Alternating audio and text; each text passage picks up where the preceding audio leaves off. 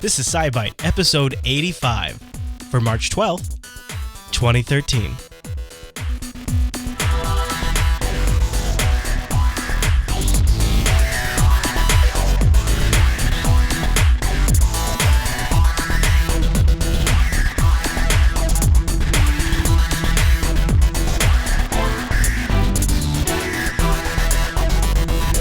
Hi everyone, and welcome to SciByte, Jupiter Broadcasting's weekly science podcast.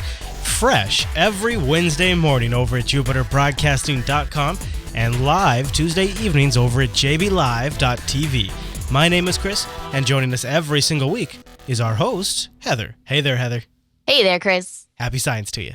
Happy science. Okay, what are we talking about today? Today, we're going to take a look at dinosaur fight scars, a possible sub-glacial bacteria, a robot that can throw, updates on Higgs-Boson, curiosity news, and as always, take a peek back in history and up in the sky this week. Dinosaur fights? I don't think I can press the news button fast enough, Heather. Let's do the news.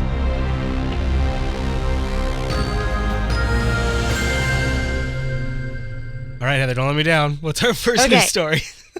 Okay, so occasionally we talk about, you can see the fossilized skin of dinosaurs. So you can see, we've been able to see that there's some feathers here and there. Yeah. But this time they've seen some of the, skin, and there was a giant scar on it. Ooh.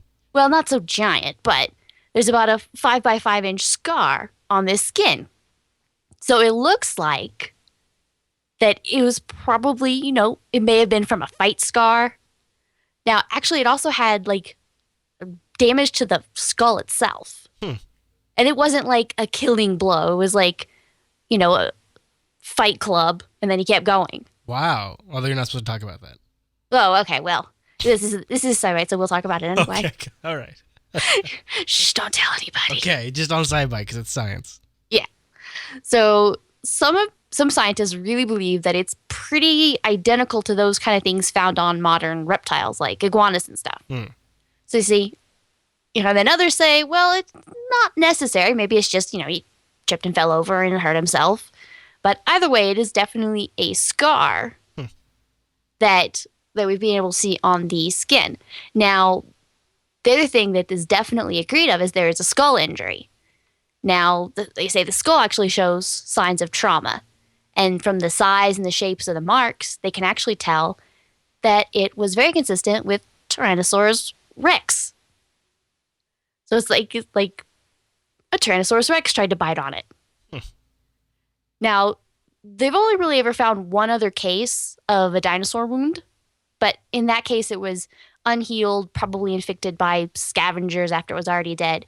But this looks like it happened like this duck-billed dinosaur, Edmontosaurus annectus. So it looked like he had a run-in with this T-Rex and got away. And just kind of had battle wounds.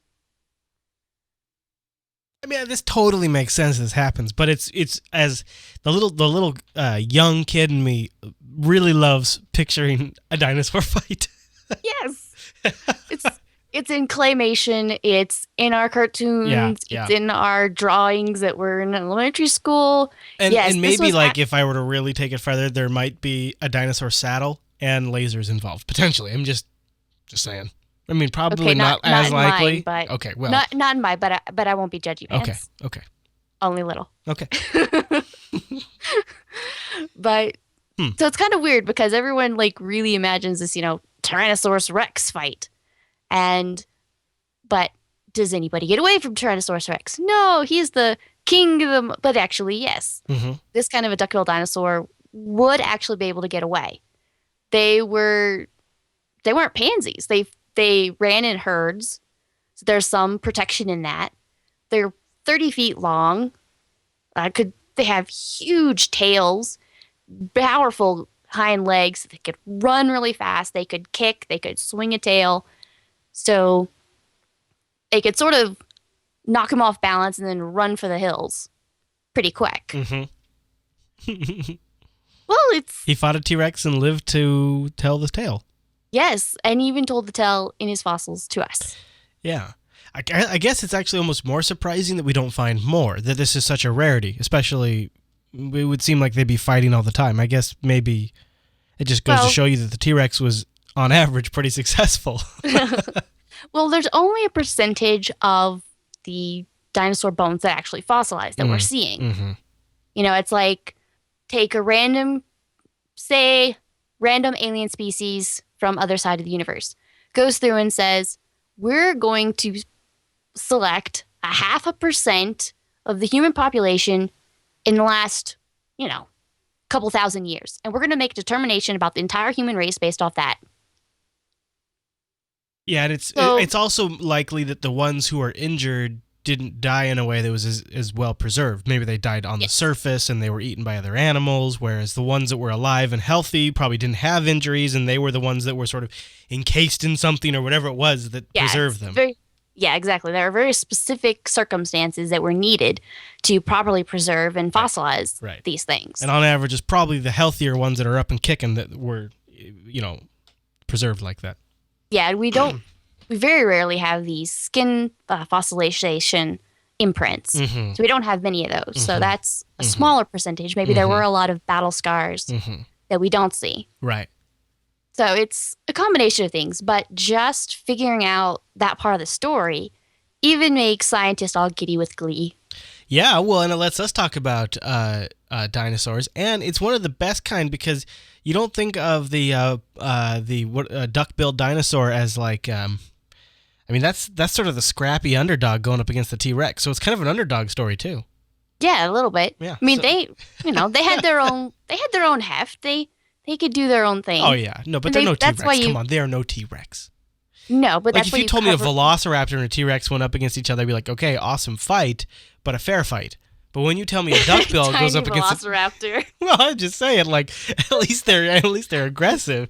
I think I want a duckbill platypus as a pet. I would like one in my backyard. I could pet not it. A platypus. Duckbill platypuses are now. No, dinosaur, right? Yeah, I know. Well, herbivores travel in herds. They do now for protection. They did then for protection. Smart. Yes. Travel in groups. Very good. Well, any other thoughts on that one, Heather? No, just look forward to every time something like this comes up. Yeah, no kidding. All right, well, that's a great moment to take a quick pause and remind folks that you can support the continued production of these shows and help us out with our costs like our bandwidth and our hosting infrastructure and all the wonderful things that come up with putting these shows online. And there's a really easy way you can do that. First of all, we do have direct support links where you can throw in and lock in financing every single month, and then you're contributing something to us.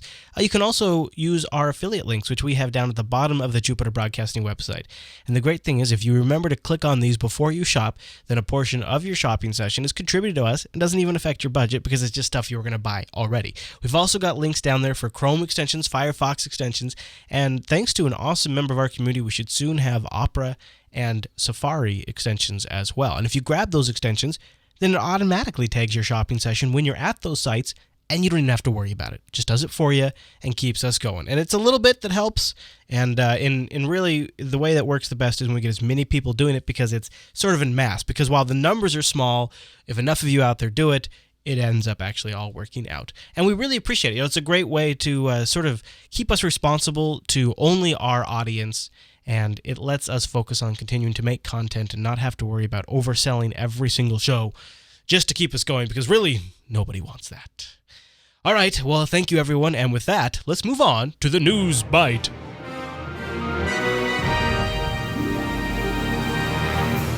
Gosh, the News Bite, that felt official today. Yes. What are we talking about? Did. All right, so midweek, I saw this article come up. New strange bacteria comes up. The Russian scientists say that it's so very different from everything else we have. And then, 2 days ago, somebody, his boss came out and went, excuse me, holds finger in air. So... Wait, so maybe not so much? Not so fast? So this is... it's on, then it's off. Yeah, it's on and off. This is from expedition last year, where they drilled down into Lake Vostok. That's the largest subglacial lake in Antarctica. So they drilled, a little over 2 miles, 4 kilometers down to get this lake. Now, they were kind of trying to see, what's going to be there. So I had this one scientist that was doing, the testing. And he came out of the genetics laboratory from St. Petersburg. And he went, okay, I think we have a wholly new type of bacteria. It is like 86% different from everything else, which is essentially like completely alien. Like, I think it's like 90 something percent different, and it's Bacteria considered from space. really, really weird and off there, not existing to anybody else. So that'd be pretty exciting.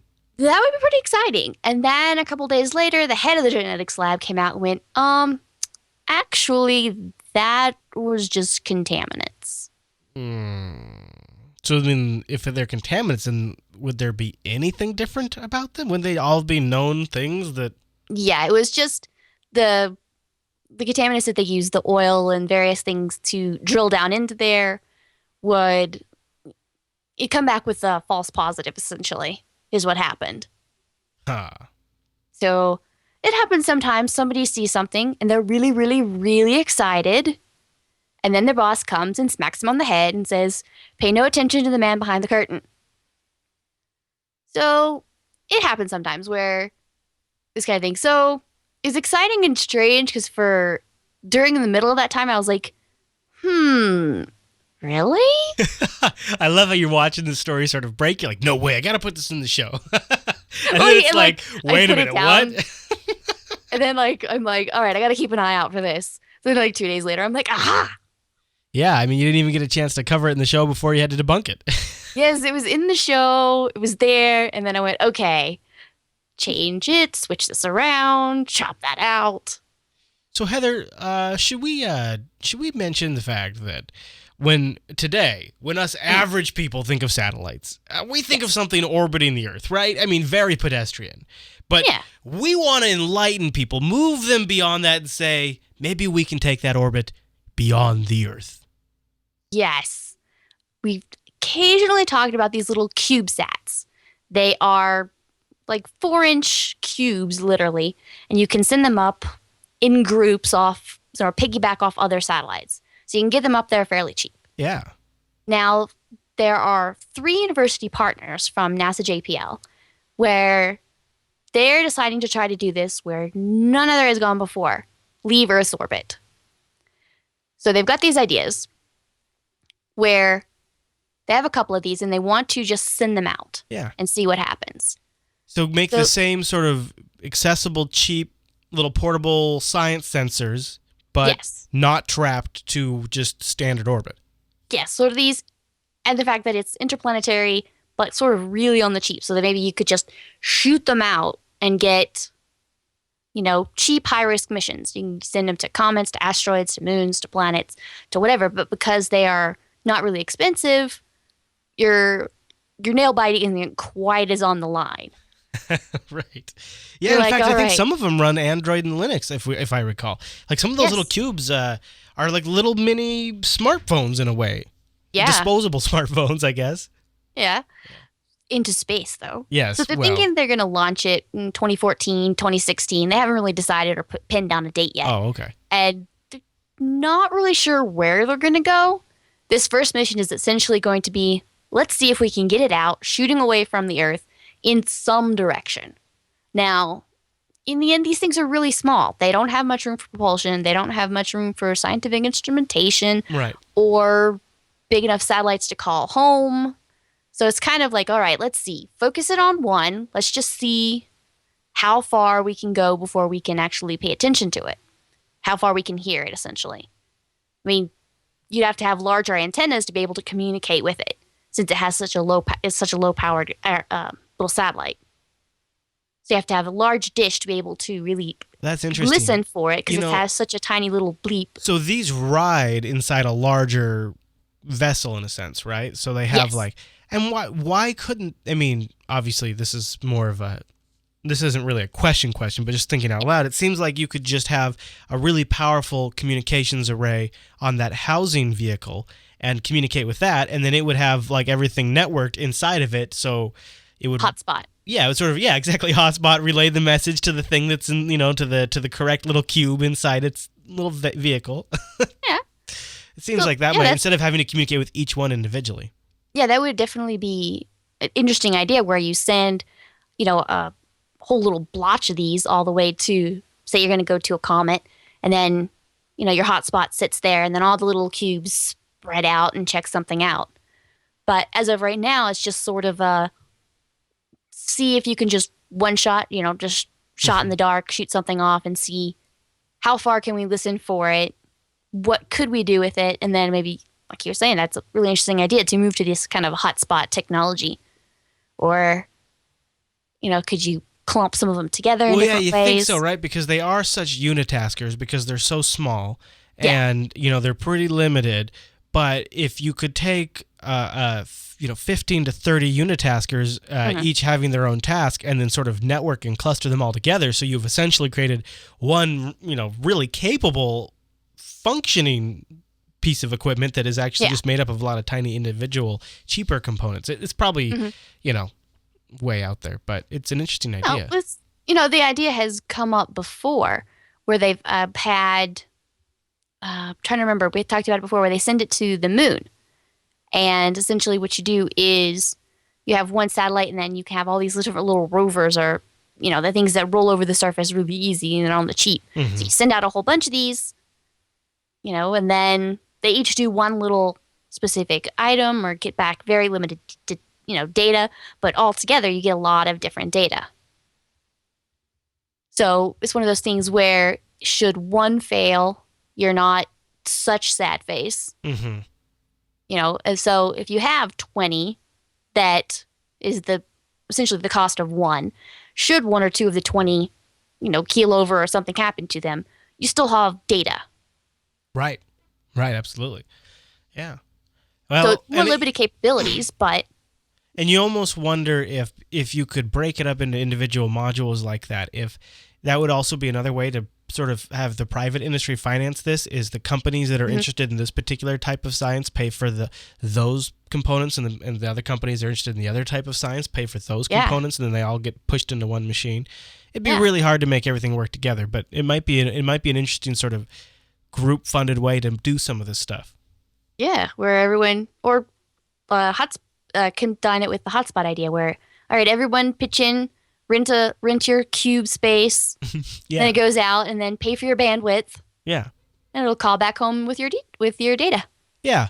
You never know, Heather. You never know. All right. Well, any other thoughts on that? I don't think so. All right, then let's shift gears and move into the 2Byte News.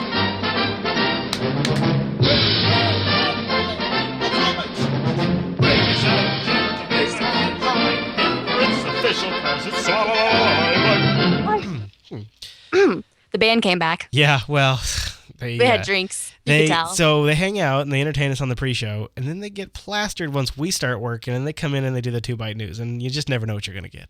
Yeah. Speaking of never knowing what you're going to get, this story is just the story that keeps on delivering. Yes, Boston Dynamics, their quote-unquote big dog. This is the robot that kind of looks like a horse, and it just tromps across. It can... at first it came out and it had this video, and it was walking across the parking lot, and it slid on ice, and it was able to stay upright. And then they had it so that it was, carrying 300 pounds of stuff, tromping around the woods. And then they had it where it could, they've got technology where it can actually follow someone, sort of, track and then stop. And now they've got it where it can throw cinder blocks. Why would you ever need it to throw a cinder block? Whoa, it throws it good, too. Yeah, it and it's kind of prancing like it's happy about it. It's prancing. It's kind of like it's got like a little proud dance it does. No, this is, the technology that they say is, built in so that the whole body is working to kind of throw it. Look at that. It looks like an animal, Heather. Yes. Now, the whole idea is, maybe there's something in the path that you need to get out of the way. Not just move it to the side, but throw it. Like a log or... Yeah, so 300 plus pounds, 136 kilograms. This is not just shenanigans. It has a lot of heft. Yeah. I mean, it throws that cinder block, and then that cinder block shatters when it hits the ground. Oh, yeah. I mean, if you're not watching the video version, you have to go check out the show notes and watch this video. It's crazy. So this thing, the other thing that's interesting in this video is you notice it has packs on there. So they've probably got it weighted down because a big part of this thing's job, right, is to take some of the weight off like soldiers in the field and carry a lot of their stuff for them. So this thing's got packs on it while it's doing this. Yeah, well, it makes sense too. I mean, if it's going to throw 300 pounds, you need something to help weigh it down. Yeah. You know? Otherwise, it's going to throw itself rather than the cinder block, or there'll be kind of a dual action there. It has to have enough mass so it can really throw. That's pretty impressive. That is pretty impressive. All right, well, so now stay tuned because Heather's been covering that big dog since, well, at least last link here goes back to SciByte 62. Yeah, this thing just keeps coming. Do you have to do like a ton of Google site searches to go back and find all the previous times you've talked about this stuff? Some of them I actually have in my notes and my way of bookmarking things. Because we should come up with a way to make that easier for you. Otherwise, I just do Big Dog, Site, Jupiter Broadcasting. Yeah, I do that a ton for some of our other shows too. I should make a way to do that, make that easier. All right, well, why don't we access the updates for a few of our stories? Yes, the Higgs-Boson. Oh, that's a good one. Yes, it comes back. And inch by inch, we get closer that we are almost absolutely certain it's the Higgs-Boson. We know it's a Higgs. Okay. But, they found the particle last July. It's becoming clearer and clearer as they get more data. Now, essentially what it's down to is its spin. And I put quotation marks in the air like you can see it. So this spin isn't really like, you're sitting on the, merry-go-round or something and you're spinning around. Because it's not, these particles don't have like smaller particles, so they're not orbiting each other. It's just a function of the particle. Like it has mass, it has charge, and it has this certain type of spin. And why in particular, I'm not sure I understand it completely. But I know they always spin in a certain way, in a certain direction. So and it wants to spin that way. So you rotate a particle, and it's, if it's a half spin, and you rotate it 360 degrees, it's now the opposite of its phase. So these all sorts of different, spin half, spin 2, and then spin 0. And it has to be the specific spin 0, the Higgs boson. Okay. So they're almost close to being able to see that. Now, all the analysis and the data so far says, yes, it has that particular little bit of detail. Now, they can't rule out completely that there's something else, that it might be a spin 2 or something. Huh. But, so until they can get a little bit more data to confidently observe that particular spin, they're kind of holding off. But each little bit of data they're going through is getting them closer. And so, every once in a while they'll be like, hey, I think we've got more data. It's still looking good. Smiley face, thumbs up. So, and they have a lot of data to pour through. Real by the time they actually call it, everybody's going to be like, yeah, we've already assumed that for years. Yeah. By the time they call it, it's going to be like, I don't think people will be all that surprised because they're just sort of easing us into it.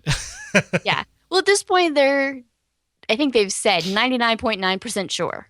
Right. So, yeah. It's just sort of every once in a while, it's like, yay, it's still on track. That 0.1% hasn't doomed us yet. Right. That's a good point. And you never know. We've been pretty far down the path of things, and they've said, yes. You know what? Let's rethink this. And you never know. Yeah. And you just kind of want it to be like, it's official. It's 100%. We're locking it in. And once you hear that, it's like, wow. Then it's big smiley face. Yeah. All right. Well, with that done, should we blast off to Mars for a Curiosity update? And liftoff of the Atlas V with Curiosity. Touchdown confirmed. Receive on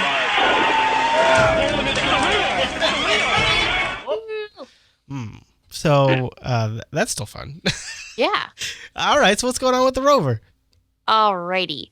There was, we had that little memory hiccup we talked about last week where there was a little corruption. Problem. So they're on on the A side memory. So they're back on the B side. They're working off the B side memory. B side. And then they had to kind of power down. There was a big solar eruption. Oh. Now, It was detected on the 5th, so it was heading towards Mars.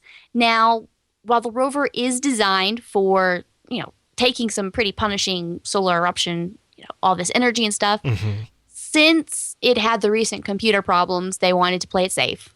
Okay. So they've kind of powered down, went into safe mode, kind of postponed some activities until they can get back into normal. Now, Opportunity rover, the older rover who's keeping on going, and 2 other NASA spacecraft circling around the planet, they just continued normal operations. And I'm sure Opportunity's probably seen worse. Yeah. Back in my day, we didn't shut down. Right? I'm sure. Yeah. Crawling uphill both ways in the dust. So, but with the recent problems, they didn't want to push their luck. So that's probably a good idea. Yeah, I mean, Mars does not have the magnetic field we do, so it's not. But that does mean another week without the science, right? Yeah, not so much science. Yeah. So they saw their peak in radiation, so they're kind of looking to see what's going on. Now, they're actually over the weekend, they were being able to start sort of coming back online, testing and assessing what the A-side computer's memory problems were. Now, they're actually getting a lot of detailed information about it. They're actually able to store some new data in the memory locations that were previously affected. Oh. So they're kind of demonstrating more and more, memory that's able to come back. They've got 2 software patches they're going to put up, some, targeting specific memory allocation, sort of doing all these type of things to kind of uplink sometime this week. So once those software patches are installed, then the mission team will kind of reassess and look when to start, full mission operations again. So it's using its high gain antenna again, and it's, they're doing all the prep work to see when they'll be on full mode. Now it's interesting. They say when they're switching between the A side and the B side computer, they have to essentially catch up whichever computer they switch to with all of the events that have happened since it's been active since. So like they were saying when they go back to A or B, they've got to then inform it of the journey if any distances traveled, the position of the arm, et cetera, et cetera. It's kind of that makes sense, but it's a little detail you don't really think of. Yeah, I mean it's two drivers taking turns driving down the road. So while one's asleep, the other one's driving down. You wake them up and you're like, hey, we're no longer in Kansas. Just so you know, now we're in. I think it's Linux too. I at least some Linux is involved at some level with the rover. I don't know if at this stuff if they're using some sort of custom built OS, but I know. Yeah, most likely. Yeah, I read somewhere that they're using Linux at some level with the rover, but I don't know which. But it sounds like almost sci-fi. Switch it over to the B bank and then update it, and then we'll get things back online. Just reroute. That's cool. Well, redundancies with redundancies. Built well. It's built well, Heather. Yes. You gotta. Any other shenanigans that thing's up to? No, just kind of seeing how he's going. We've got some sort of pause that's going to have to come up here soon because of the position of Mars and the sun. But I think they're trying to get everything as in line as possible to kind of prep for that moment or for those weeks. Yeah. All right, well then jump in the time machine because it's time to jump back to see what was happening this week in science. Here we go. Go. Close it. I get closer. Ooh, we got that. We got that about 150-year shake. It's just about right. I can almost tell now just by the vibration. Oh, yep, look at that. This week in science, 146 years ago, March 16th, 1867. Right? Did I get that right? Yes, I you did. A paper was published by Joseph Lister, which was the first in a series of articles about the discovery of antiseptic surgery. Oh. So it was working off Louis Pasteur's idea that microorganisms, cause gangrene. Maybe they could be controlled with chemical solutions. And he was looking at carbolic acid. And he said, okay, well, we can deodorize sewage with that stuff. I wonder if we could spray it on the instruments and everything else to kind of bring down the bacteria. So he used it on the surgical incisions, the dressings, everything. And upon using this sort of overall procedure, they were able to significantly reduce the incidence of gangrene. So after he saw that, he was able to publish his series of papers to kind of bring forward kind of a major step, from what I can tell, in antiseptic surgery, and the idea of killing as much bacteria as possible to decrease the gangrene and other post-operative infections. Wow. And it's interesting, from what you're reading, did you get the sense that he tried it sort of in stages, or did he really sort of click in that he needed to sort of disinfect everything in order to make it work? I think, I can't quite tell. Yeah, but it's probably a little hard to, that detail is probably a little fuzzy at this point. Yeah, I think essentially I think the big step was, hey, I kind of agree with Pasteur. There's, some microorganisms going on here. What an amazing leap to have to make that. Just that. Yeah. Microorganisms? What? Think about that. Yeah, tiny little things that are living and they make you sick. Things that you can't see, by the way. That sounds silly. Yeah, I know. So then I think it was deciding, all right, what can kill them, or what do I think can kill what the problem is, and what can I use on human beings and not make it worse? And not kill them. Because you want to kill specific little organisms, the bad bacteria, not the people organisms. Right. Pretty interesting stuff. And that, there you go. That was, 146 years ago this week. Yep. All right. Well, now that we've looked back in science, why don't we retune the SciByte computer and look up into the sky this week? Let's go. On Sunday, March the 17th, about 9 p.m. local, wherever you are, the moon will be off in the west. Now, Jupiter will, around those dates, Friday, Saturday, Sunday, Monday, it'll kind of be in the west. But on Sunday in particular, it's going to be very close to the upper right of the moon. And to the lower left of the moon, there will be a red star, Aldebaran. So you can see the moon, really bright Jupiter, and then when everybody else, you pointing that out, everyone else goes, oh, but that's Mars. You'd be like, no, that is the star Aldebaran. And you will look incredibly smart. Because you are scienced. And if you have a smartphone and you it somehow just comes up in the middle of a conversation, just go over to our show notes. Heather actually has the image of this embedded in the show notes.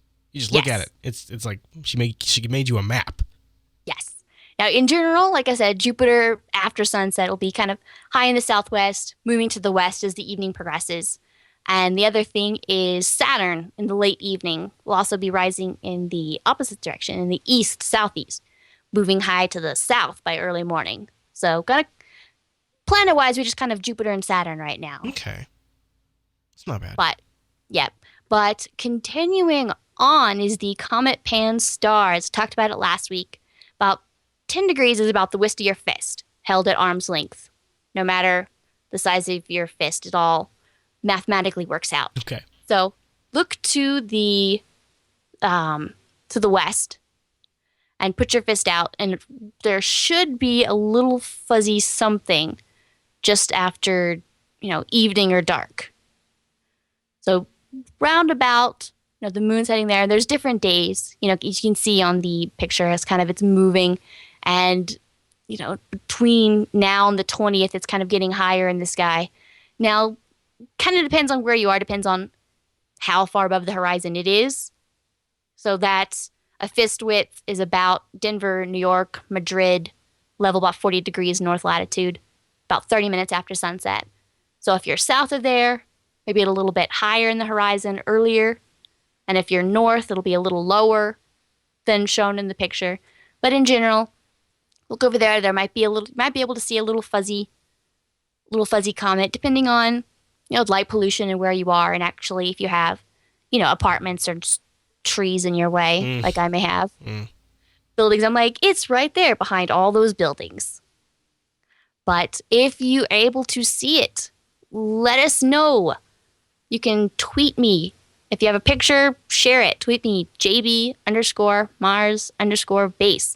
I will give you a shout out because you're able to see the comet. Oh, I would be so cool to see that. Or you can email us, SciByte@JupiterBroadcasting.com, and then just attach it. And I'd love to see that. That'd be so much fun. Yes. Wow. Well, so Heather, I think that brings us to the end of the show, doesn't it? I think so. Well, good show, good stuff, and we would love to hear your feedback. You can also get a hold of us by going to the website and clicking the contact link at the top of the site, and then choose SciByte from the drop-down, and then the computer systems, which are armed by millions of robots, automatically make sure that it gets to the right destination and you don't have to worry about it. Right, Heather? I think Sure. something like that. I might have the Something like it. I might be fuzzy on the details on that one. Okay. All right, everyone. Well, thanks for joining us. Don't forget, you can join us live Tuesdays at 7:30 p.m. Pacific, which would be 10:30 p.m. Eastern, over at jblive.tv or jblive.info for the audio stream, or download the show Wednesdays over at jupiterbroadcasting.com. All right, Heather. Well, thanks for the great show. Thank you. And thank you, everyone, for tuning in this week's episode of SciByte. See you right back here next week.